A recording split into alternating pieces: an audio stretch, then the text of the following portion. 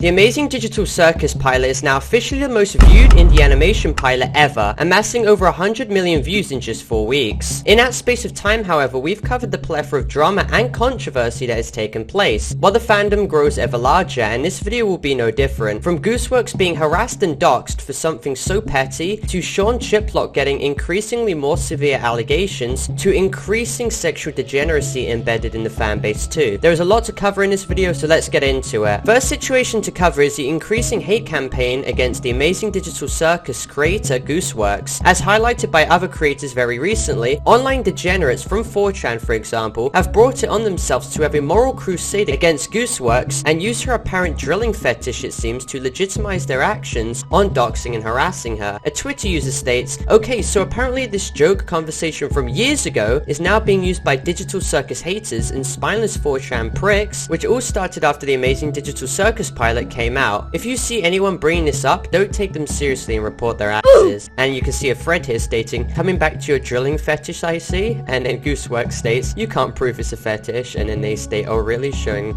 these certain images here. And then Gooseworx replies to this new tweet stating, "That's kind of hilarious." And as you can see, obviously the 4chan cave dwellers then start poking fun with soy jack imagery at Gooseworx, making wild baseless accusations of her consuming illegal drilling fetish content of minors, which is pretty wild to accuse someone of doing. Or they utilize sites like Docspin to then spread her personal information allegedly, claiming the way to troll them is to make fun of their drilling fetish, as they are quote-unquote weird for it, and then proceeding to encourage users on this site to make fun of them being transgender and to send pizzas to their house. They clearly absolutely have no basis of morality to do this, and are clearly only doing this because they're online degenerates with nothing else better to do in their sad, miserable lives, other than to bring people more successful than themselves down. Not to mention, other bad actors on YouTube start proliferating this same personal information, with YouTube barely doing anything to hinder it from being spread or to mitigate damage. And what a surprise, none other than the UTTP are doing this. Arguably the most irritating sub-community of sadistic trolls still crawling around on the platform, basically trying to get any morsel of attention they possibly can. If that means basically just harassing Gooseworx for no viable reason whatsoever for a quick 1,000 views. So I heavily advise you to report any instance of Gooseworx personal information being spread to mitigate any damage towards her and her family. And as for the drilling fetish, who cares? It's extremely tame, and the ones who are trying to say it's bad are just virtue signaling. It's an adult interested in adult things, so who truly cares if they have a private NSFW account either? The point is, it's private, it affects virtually no one. And as for the drilling fetish situation, it's become so large that it's practically an inside joke in the community now. Now moving on to the problematic content, which I've extensively covered in my previous videos, Gooseworx has become self-aware herself that the proliferation of the cancerous content from content farm channels is beyond her reach, and states, "You know, now that I think about it, maybe you shouldn't follow your dreams," and then shows a bunch of these degenerate thumbnails, obviously joking about the entire situation, and probably acting as arguably the only positive aspect of this video. A creator known as Boobity, who is an example of one of these hypersexual content farm channels who repurposed NSFW material in their videos to obviously cultivate towards children viewers of the fandom to basically generate views, was actually terminated after my previous video on them for quote-unquote severe violations of YouTube's policy on nudity and sexual content. So does that mean that degenerate content will now stop being made regarding the Amazing Digital Circus? Well, absolutely not. It seems to be the problem where one channel's taken down and two more basically pop up and take its place. But it's actually a rare case of YouTube actually doing something against one of arguably the largest offending channels, which is nice to see. And it's pretty good that my video actually contributed to some kind of content like that being taken down.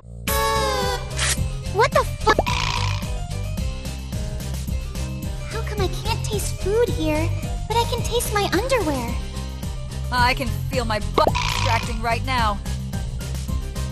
But as we all know, as more episodes come out and the Amazing Digital Circus increases in popularity, more slop will be destined to be churned out.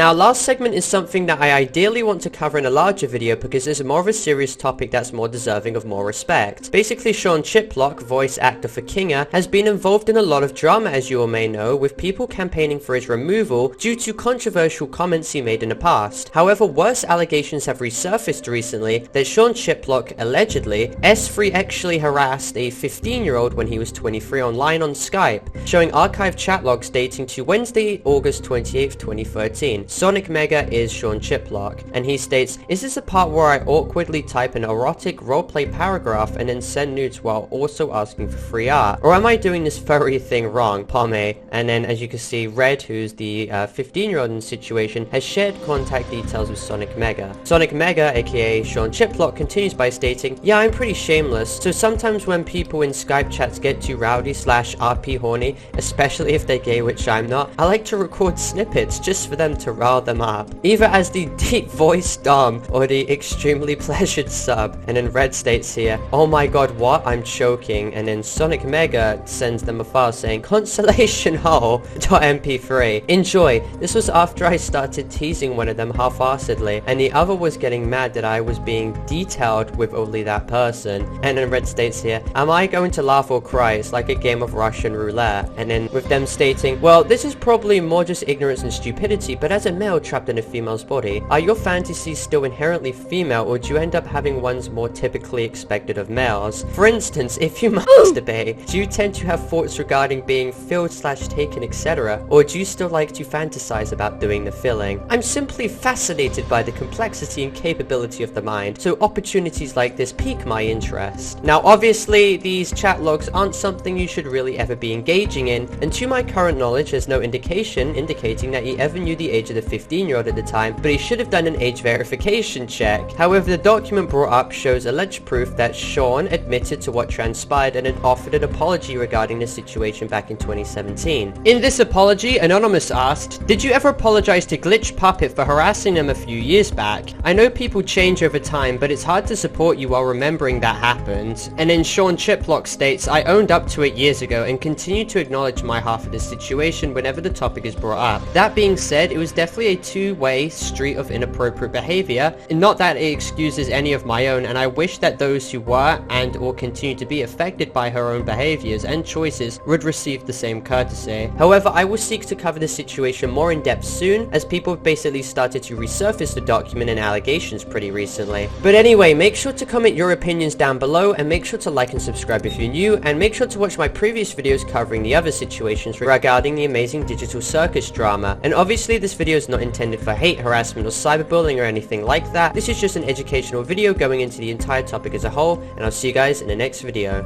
Goodbye.